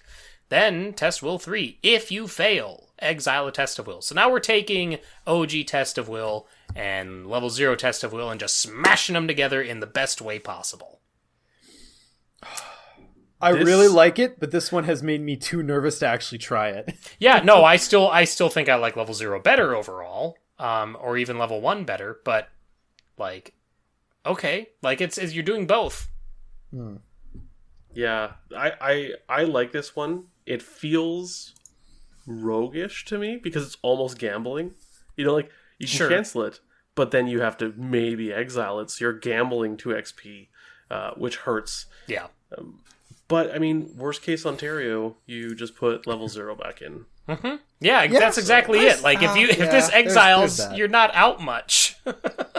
God, and pretty much everyone who I like level 0 in can also take this just as easily. Okay, that I had such a simple thing, but I had never thought about that. Just like, just put it in level 0 again because I like level 0. Turns out it's like pound for pound the best cancel in the game. I think that I heard that somewhere. My favorite. I think raving that's lunatic. My favorite, like future for exile, potential future for the exile keyword is that they're leveled up versions of existing cards that are obviously better but can exile themselves. You know what I mean? Because then it's like that takes the sting out of exile. You know? Yeah, it sure does. Oh, so speaking of leveled up versions of cards that are already good. Scott. Oh, look what I found. It is a level 2 survivor event. Costs 2. It has 2 intellect icons, an agility icon, and is fortune traded. Fast, play after you fail a skill test by 3 or less while investigating. Discover 2 clues from among your location and connecting locations. Damn! This is bonkers in solo. Yeah. Bonkers. That's insane. Bonkers and Dream Eaters too, where like all the locations are already face up. Yeah. Or run this in Wendy with Nimble. And, open up the map and then just look what I found to clear everything behind you. Yeah, this is awesome. This is so good. So good. Yeah. And the ability to do this on failing the test by 3 or less, that means you're guaranteed to hit this on a 3 shroud location as long as you fail. Like, oh, that makes such a damn difference. Just find that 3 shrouder that's connected to the 6 shrouder. Yes. Yep. Oh, hi, 6 shroud. I'm just going to ignore you. This also gets around like a lot of the, when you have to investigate this location or if you fail this location or whatever, you just park next to it and grab the clues that way. Because you can grab 2 clues from the next location beside you. It doesn't have to be one from the one you're at, right? Like you can spread it around. Or camp at a location that's not haunted and steal from a location that is. Mm-hmm. I think there's like 2 scenarios where that would work in, but it still works. Yeah. Yeah, paired with Keyring, you're guaranteed to proc it on a 5 shroud. Oh my god. Oh, juicy. Yeah. Juicy. Watch out, Seekers. I played this in Iron Man, and I think... Wait, did I actually end up getting to this upgrade? I had planned for it. Now don't know if you did. If I did, it was so late into the campaign that my mind was mush, and now I can't remember it, so... Anyway, a card that I know I upgraded because I actually really like this card is level 2 Dumb Luck. So it is still 2 costs. It has a willpower and 2 agility icons. Fortune rated fast. Play after you fail a skill test by 3 or less or during an evasion attempt against a non-elite enemy. Place that enemy on the bottom of the encounter deck. If one remembers level 0 dumb luck, which I think I'm still more positive on than most people, places enemies on the top of the encounter deck. Which, is limited utility. In multiplayer, you can set it up for the lead investigator to draw it, which is a really cool way to do it. Level 0 dumb luck was one of my favorite ways to deal with cultists that, like, the Brotherhood cultists specifically. The ones that stack Doom and just become ridiculous. Now, all of a sudden, placing it on the bottom of the encounter deck is an entirely different proposition. Yeah. Unless it's right before the agenda pops, and then you just shuffle everything anyway. Right. I really like this, actually, in Min. Solo Oh, Min. yeah. Sure. Oh, yeah. I mean, Min can really control where her skill value is at, because, that's her thing. And being in solo, you have to have an answer for enemies. And this is a fantastic answer, because it just goes away with an evade. And if you happen to succeed on the evade, well, now it's evaded, so you're good. Yeah, exactly. Win-win. This is great for the enemies that are like bullet soaks but don't have experience, like the fucking conglomeration of spheres. Yes. Like, just go away. Just one action, 2 resources, go away to a conglomeration that is good value. Could you just not? Could you fucking not? Yeah. Ooh, oh yeah, or the Deep One Bull. Ugh, God, I hate that thing. That guy's nasty. But yeah, really, really like this one. I think it is a very, very cool upgrade to a card that I think is underrated at level 0. Yeah, it was really unexpected. Unexpected courage. Go on. It is a level 2 survivor skill with 2 wild icons, innate and developed. Max 1 committed per skill test. If this test fails, return unexpected courage to your hand. Out of the 5 basic neutral skill tests that got upgraded, this one is by far the best. Yes, 100%. Okay. Just Survivor's always got to be the oddball. Because the extra card draw on the other 4 is so, like, you're either going to love it or you're going to hate it. Like, it's not, you know what I mean? It's not like it's a universal, oh, great, to every single investigator every single time. Well, what investigator doesn't want to draw cards? The ones who have really bad weaknesses that are really contingent on their board. Lola! All right, you got me. Whereas this is like, it's just, it didn't work out? Try again next time. That's fine. Yeah. Just try it again. I love this in... I put this in a min deck, and I actually didn't like it because I was just passing. Yeah. And so what's the point? But if you're playing Stella and you have True Survivor, like now you have her skills and this that you can pick out. And I also really like this in Silas, because now you have all this, like, I'm going to commit this. Oh, something bad happened. I'm going to take it all back. Like, that kind of play I just find so entertaining with Silas. And this just amps that up, right? Because you just commit this forever until you pass. So, yeah. It's a very solid card, and can help, as always, your compatriots out, even outside of your own shenanigans. So even if you toss this to a friend and they fuck up the test royally, you still get it back. Pretty sweet. Yeah. All right. Which is really handy if you're playing with Sean. So. Oh, well. Oh, that's why you went min. Depends on the game, but yes. Yeah. Nick. Yeah. You have finally arrived. The moment is here. Level 3 Granny. Level 3 Granny Oren. 4 resource costed will and intellect icons. Thank you. Ally traded. You get +1 will and +1 intellect. Reaction: when an investigator at your location would fail a skill test, exhaust Granny Oren. That investigator either gets +1 skill value or -1 skill value for that test. Still soaks 1 damage and 3 horror and takes up the ally slot. Yep. Okay. Even better all around. Mini lucky. Yep. Lucky on a stick. Yeah. Well, lucky in a meat suit. That you can play for other people. Yeah. And those are some nice stat boosts. I know I keep on harping on solo, but you've got a defensive stat for the Mythos phase, and you've got the most important stat in the game. Yeah. Right? Yeah, the stat that gets you to the end of the game. Yeah. So, yeah. Ugh. Fantastic ally. It's a shame. Well, it is what it is. She's level 3, so she's out of reach of a lot of people who would really like her. Well, yeah. Well, but everybody would like her because she's good. That's true. Yeah, she's very, very good. Got serious use out of her in Iron Man in multiplayer. If you're just sticking by people, like effectively everyone at your location has +1 to their stats until she gets used. Yeah, it's great. Yeah. Anyway, we were really lucky that you ran her. I'll just play lucky. Go ahead. So, Lucky level 3 is a now 0 cost event. Fast play when an investigator at your location would fail a skill test. I'm going to have to upgrade the song now. They get +3 to their skill value for that test, and that investigator draws 1 card. Wow!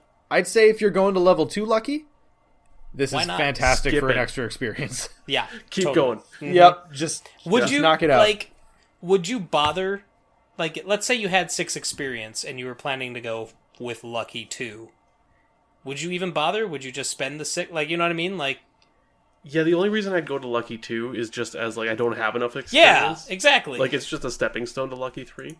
Or if there was some other clutch card that was very specific to my strategy that needed 2 experience. But yes. All other things equal. I think you just go straight here because, particularly in multiplayer. Yeah. But I think even in solo, you look at this because reducing the cost and increasing the skill value is just it's good. Mm-hmm. So super jank tech, this and resourceful. So you commit resourceful to a test and you fail it, and then you play lucky. You get +3. Lucky goes in the discard. You then pass. You draw a card, and you grab back this with resourceful. I love it! That's I'm getting Lucky 3 with Silas and Innsmouth for sure.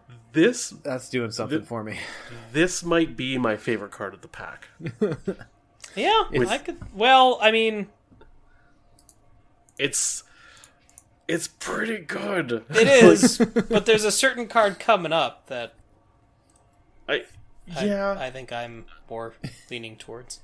Nick, do you want to read the I'm next not card? surprised. I would love to. Chainsaw is level 4. What? Survivor asset, costs 4 resources, comes with 3 combat icons. Item, tool, weapon, melee. Stick him in your face hole! 3 supplies.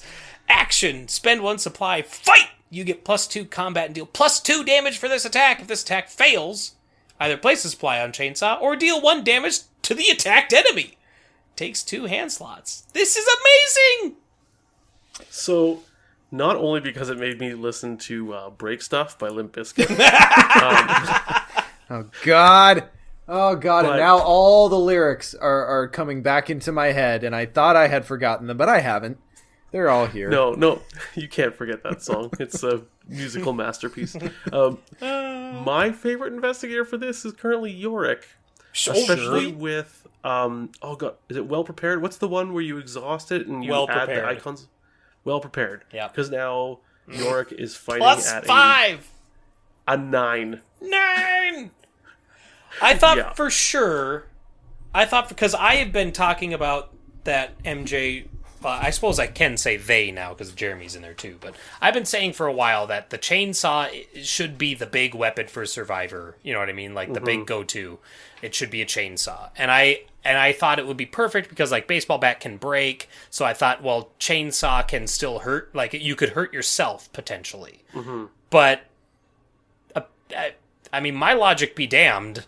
No. Yeah. Even if the blade isn't spinning, you're just bludgeoning them to death with this thing. The pointy bits. Yeah. Mm-hmm. Yeah. Also, Well, you know how on some of the big weapons you got to do like some venturer and extra ammo jank to like keep it supplied? Yeah, don't gloss over the fact that this doesn't use ammo. It uses supplies. You can take level 3 quiche and put 4 supplies straight on it.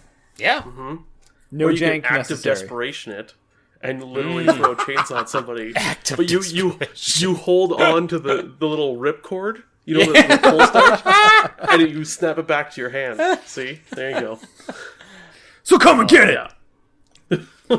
I love Chainsaw. Absolutely love it. Haven't played it yet. I also think of that Eminem song where he goes, Vin Vicodin, Vin, Vin, Vin! I don't know what song it is, I think that's the real Slim Shady, isn't it? No. No?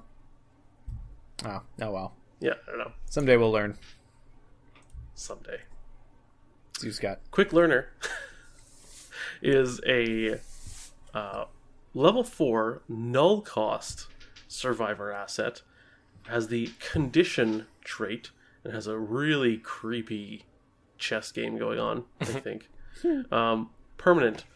During or before your first action of each of your turns, each skill test you perform gets +1 difficulty. During or after your third action of each of your turns, each skill test you perform gets -1 difficulty. And MJ did clarify that the Mythos phase does not count. +1 difficulty. Oh, interesting. Yeah. Because it's What a during or boost. before the actions in your turn. Okay. So it's not your turn in the Mythos thing. So it's actually better. Yeah, it's a buff. Yeah. Yeah. All right. Well, that seems... I really like the design of this. I know we talked about it when it was previewed. But this is kind of like the Arkham version of Lord of the Crossing for those Thrones players out there. And if you're building your deck and modifying your playstyle to take account for this, you can really get some value out of this ability. Either just by having extra actions, or by taking advantage of the fact that that first skill test is going to be harder. There's some really cool things to be done. Yeah, and with Stella, I mean, you're going to get, if you can get that extra action, you now get, the +2. Yeah. Yeah. And if you plan this out with, oh god, I already forgot the name of the event, but it's, was it Grit Your Teeth? Yeah. Right? Like you fail that first test, and now you get that extra action. Now on your second action test, you have +1, and on your third and fourth, you have +2. So, you take this, you take Grit Your Teeth, and you take that Seeker skill plan of action, and you just have to do mental gymnastics as far as when you're doing what on which action of your turn. And also to explain why you've taken plan of action. That's the real mental gymnastics. For the joke, duh. Yeah. For the memes. Yeah. I don't mind this in Wendy, too, to get some of those like extra rogue, the rogue extra actions to kind of leech a little bit more out of this. You could take Leo as an ally, and suddenly that -1's hitting, two actions. Mm-hmm. There's some fun stuff to be done. Mm-hmm. Mm-hmm. I quite like it. Mm-hmm. Mm-hmm. Our next card is Deja Vu. It is level 5. Ladies and gentlemen, may I present to you our first level 5 survivor card. First and only, right? Yep. Yes. This pack also had our first level 4s, if you don't count the Beta ones. Card council. Card council. Yeah. Mm-hmm. Yeah. Anyway, Deja Vu is a null-costed asset. It is level 5, has no icons. It is talent and cursed traded. It is permanent in between 2 scenarios of a campaign. Reduce the experience cost to repurchase up to 3 cards that you exiled during the last scenario by 1 each. So really this costs 2. Because you're going to save the 3 XP right away. Sure, yeah. Sure. Presumably, if you've managed to exile 3 cards, which, if you're planning for it, is not that hard. Yeah, if your whole goal is to use all the exile cards, then yeah. So, also, the art of the cat is the same cat on Stray Cat. Yes, it is. Right. And when I saw this, I was like, it would have been really cool if they did that little art trick with an actual exile card, But because it's MJ, it had to be a cat. I'm sure there'll be an upgraded stray cat that exiles. That's exile. I mean, you're probably right. This should be called Portent, then. I have to imagine it was more a reference to the Matrix. The glitch in the Matrix, the cat walking by twice. Could be.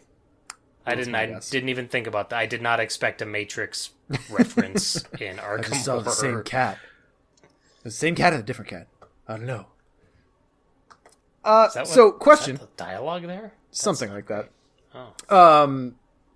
Between two scenarios of a campaign, does that mean you cannot use this if you're doing standalones? Or do the standalones become part of a campaign? I think standalones become part of the campaign. You put the scenario in the campaign. There was some weird rules questions with how this is worded, and I don't think it's been fully resolved. Okay. But I think we can all accept, rules as written versus rules as intended. We understand the intent of this, and it's in between scenarios, right? Well, 100%. Reading it, but anybody who pays attention to the wording of cards immediately, I showed adaptable here in chat. We already have that kind of language on cards. Yes. And it's weird that this one is so specific and different. Whereas Arcane Research. Yeah, well, and Arcane Research itself as well also has different wording. So it's just interesting. You know what I mean? I think the intent is to make sure that you only grab back cards that you just exiled, right? I think. At least that's how I read it. During the last, but that's covered in the last line of the text, not the first line. Sure. And the first line is the one that's throwing me for a loop. So no, I do agree that when you read it, it's between two games, whatever. But it's just weird that there's specific word choices, specific diction that is changing from that card to adaptable to Arcane Research. Yeah. So besides that, if we go as rules as intended, which I think we can all figure out, what do you think? Because to me, I'm not sure if the exile, is this worth it? I guess because it does essentially cost 2 experience, but it still costs 5, right? Because you still have to have the 5, right? I like this maybe a little bit more in the campaigns. I'm thinking Dream Eaters off the top of my head, where you kind of get a burst of experience out of the gate and can really just get this and get 3 or 4 cards to use it with and kind of get the whole package all at once. I suppose maybe Knight of the Zealot would fit in that category too. But you also don't want to buy this after the first scenario because you have nothing. Yeah. You haven't exiled anything yet. Sure. So for those shorter scenarios, so Knight of the Zealot, unless you do a Globetrotter one where you put in all the side scenarios, but then you're paying XP for those too, because why? But whatever. You want to buy your exile cards first, then use them, then buy this. Sure. So you're looking at the end of this second scenario at the earliest. You want to buy this. So you would not spend your first 5 experience on this just to get it? Well, you want to get exile. You need exile cards in your deck to make it worth it, right? Yeah, because otherwise. Well, but if you're planning on going exile anyway, you know what I mean? Yeah, but wouldn't you rather get the exile cards in your deck first? Yeah, but what if, let's say you get 5 experience. I don't know what scenario can do this, but let's say you get 5 experience off of the first scenario. Yep. And you buy 5 exile cards in preparation for Deja Vu. But then, the next scenario you only get 2 experience. And the next scenario you get 1 experience. Plan better. And then the next... Yeah, I'm just saying. It seems... It's almost backwards that you have to get the linchpin... I mean, you can do it either way, but if you're trying to mitigate the hit of 5 experience, you want to be able to use this immediately when you purchase it. So that is kind of a hitch. Totally. If you're leaning really hard into this mitigating exile, you could take 2 of these, right? I mean, yeah, you can. I'm not saying you should. I'm just asking if you could. I don't know. It's a lot. Yeah, that's a lot. I don't know if there's there's enough absolutely amazing exile cards to warrant 2 of these. Guiding Spirit's really good. What was... I'm thinking Flare, Test of Will, Fortune or Fate is really fine. good. Fortune or Fate, yeah. Test of Will, yeah. But you know what I mean? Like, we're still only naming... Fire Extinguisher, guys. Don't forget Fire Extinguisher. Well, and you have also I already did. The teddy bear and the leather coat. Well, yeah, that's... If you choose to get one of those. Yeah. Because then they're free, right? Like, a lot of these are 1 or 2. So... Yeah. I don't know. It's a weird space, and I don't play with Exile enough to I think, to accurately judge the quality of this card. But it feels good. I just pulled up every Exile card, and there's 3 of them? It's a shorter list than I could have... than I expected. Right. Yeah, I'm looking at this. There's Test of Will. There's the Keepsake and Leathercoat that we just talked about. There's Devil's Luck, which is the fast, like, cancel a ton of damage in horror. Yeah.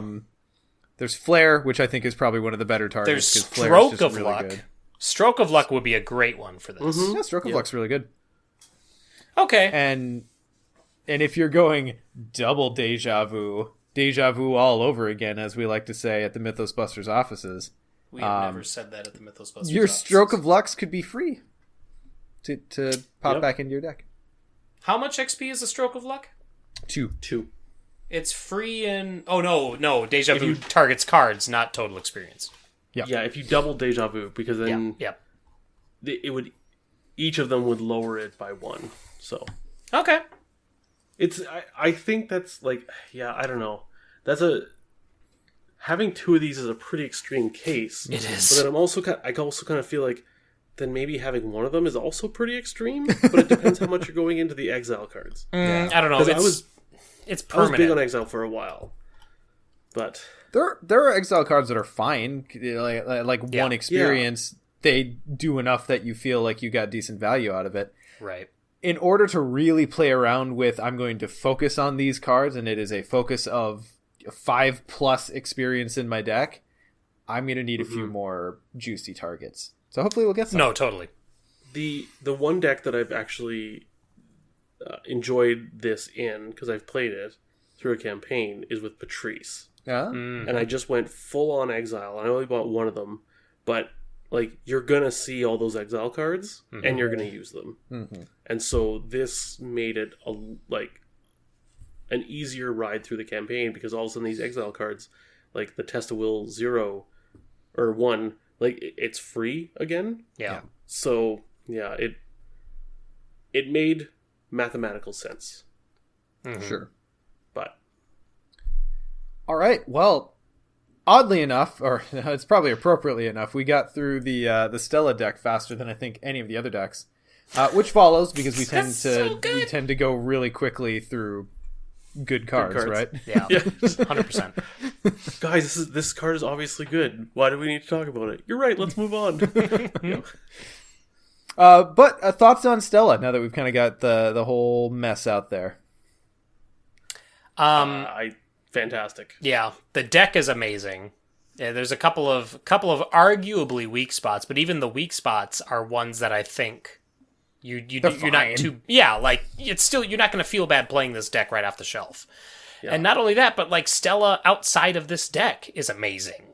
So yeah. And you know, I think we actually managed to miss mentioning it, but she has 3 fucking signatures.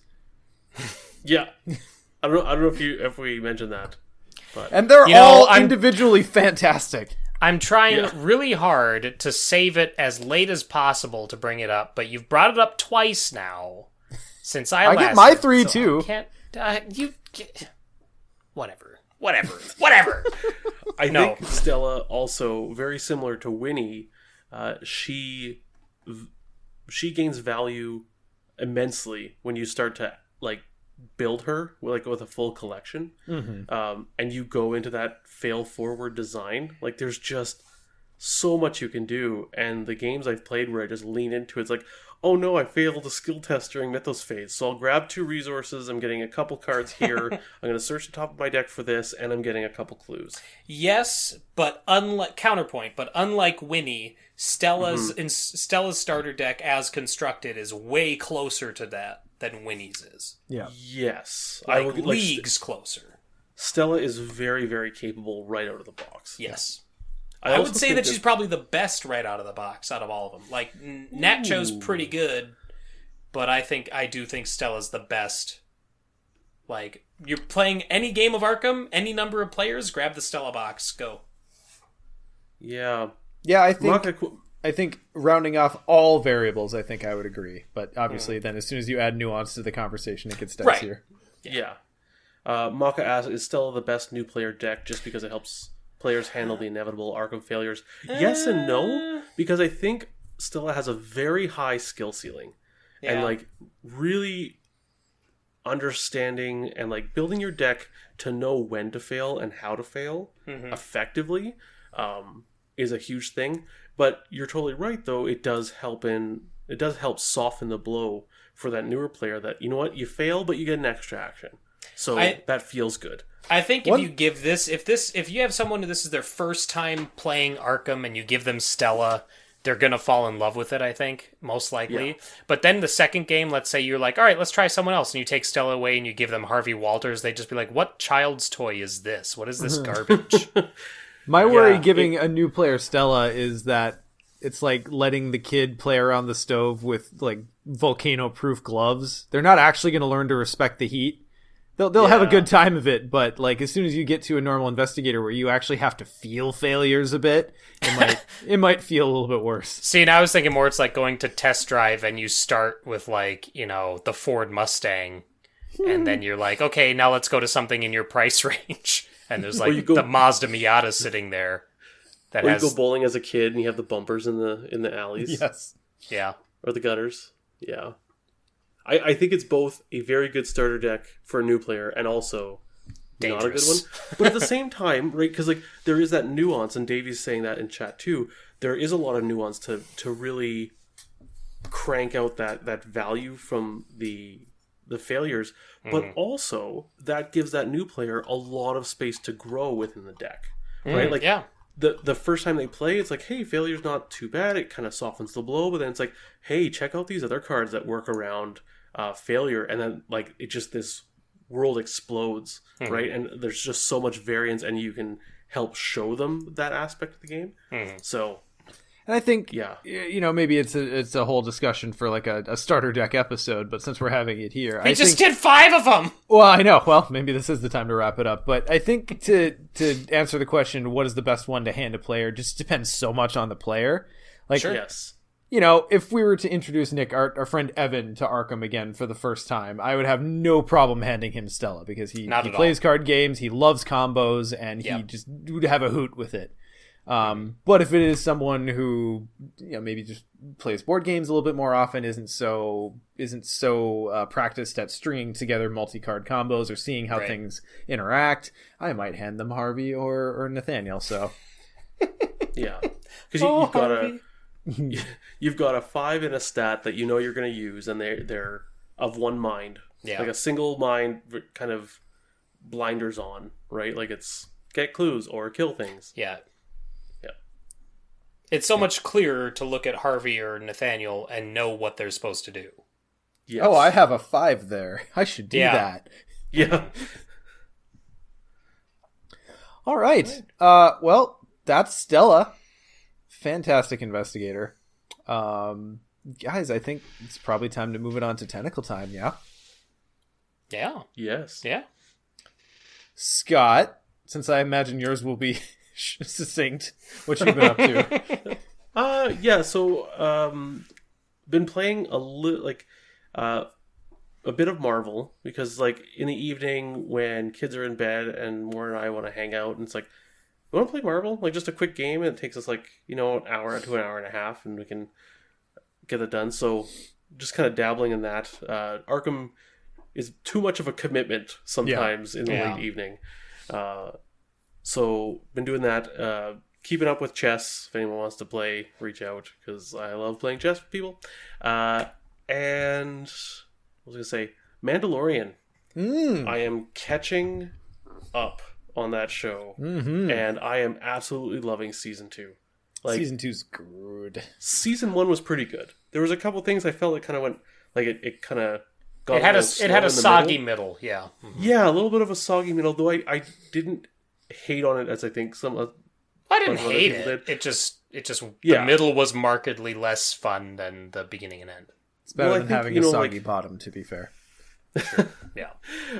I think the big thing for me was, so season 1 spoilers, barely. The child, right? Baby Yoda. He's this big part of, what I assume is the main plot of the show, or part of it. And kind of his plot just goes away for a couple episodes. Mm-hmm. Like, he's just there, and it's more about the Mandalorian, but I want the Mandalorian and, Baby Yoda, the child, whatever. Mm-hmm. And so season 2, his story is way more prevalent, and I'm loving it. And it's not just the child story, it's the child and Mandalorian together, and that's what I'm loving. Like, they made it an ensemble thing. Yeah, so yeah. Also, I could stare at Cara Dune all day. Is that Ahsoka? No, that's Rosario Dawson. Yeah. Cara Dune is the character name.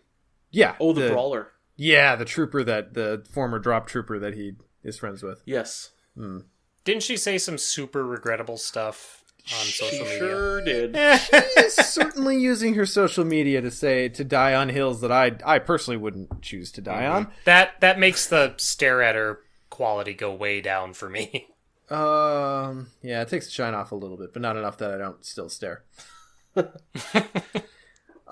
Nick, how about you? In memory of better days. The only thing I have on the show notes is Rime of the Frostmaiden again. I'm gonna keep plugging it, guys, because we keep going, and not all of you are watching yet. I can see why you're like, these show notes are so easy. I don't even have to fucking worry about tentacle time at this point. Well, let's see. Have I done anything? Have the ship flies itself. Experienced anything new in the last 2 weeks? Nope. Rime of the Frostmaiden, guys. Twitch.tv/Nicholas Corey. This last episode, episode 13, was amazing. It is. I haven't actually gone back and considered all the episodes leading up to it, but at first blush, it is my favorite episode that we've had this whole campaign. It was quite good. I missed the beginning, but I caught most of it. Sure. No, yeah, it was great. It was absolutely great. It had a little bit of technical difficulties in the middle, so if you're watching it on VOD, there are 2 parts to it. There's a part 1 and a part 2. That's what 2 parts means. But it's amazing. We ended on a high note. It's really awesome. And it makes me really excited for what's coming up. They got to 5th level, so they're 5th level. They're a little over halfway through the campaign now. We play every Tuesday night, 7 p.m. to 11 p.m. Central at twitch.tv/Nicholas Corey. And you can find the videos on YouTube at Nick Corey on YouTube. So come watch.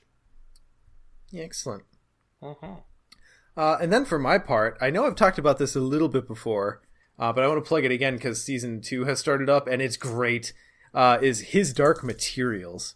So if you've not read the books, would recommend that as well if you need they're young adult books. They're very easy reads, but they're very, very deep and they have great characters and it's a fun mythology. So if you need a quarantine project as we head into these winter months, would recommend. But season 2 has started up, and this is particularly good for me because book 2 of 3 is my favorite book. And when they did the movie adaptation, the first movie adaptation was actually really good, but they only ever did the first book. And they set up book 2, and then we never, ever got it. And now we're finally getting to see the events of book 2 brought to life, and it's quite good. It's a fun fantasy mythology. It's the heavy themes as you get into book 2 and 3 would be... I feel like exploring the idea of resisting the oppression, the systemic oppression of free thought. In particular, the oppression by like a religious organization. That's kind of the heavy theme as you get into book 2, and it's just so fun. So if you haven't checked out His Dark Materials yet, definitely do so. It's I have no one. I feel like I have no one to talk to this about. I tried. I bought the trilogy, and I read like 2/3 of the first book, and I just stopped. Sure. Well, see, the problem, that trilogy has a similar thing. I don't know if I'm going to call it a problem, because it does good world building in the first book, but the real story of the trilogy doesn't truly start until book 2, because book 1 is just setting up the world and introducing the characters and basically leading you up to the real narrative starting. So it's very similar to the Dark Tower in that way, I think. Where the Dark Tower, Gunslinger's amazing. It's a great book, but it feels stylistically and tonally a lot different from the rest of the series, I would argue. Oh, 100%. Yeah, so it's a similar thing there. Sure. So anyway, his Dark Materials, check it out. It's really good. And, they're big talking armor-bearing polar bears, so, like, everything else aside, it has me.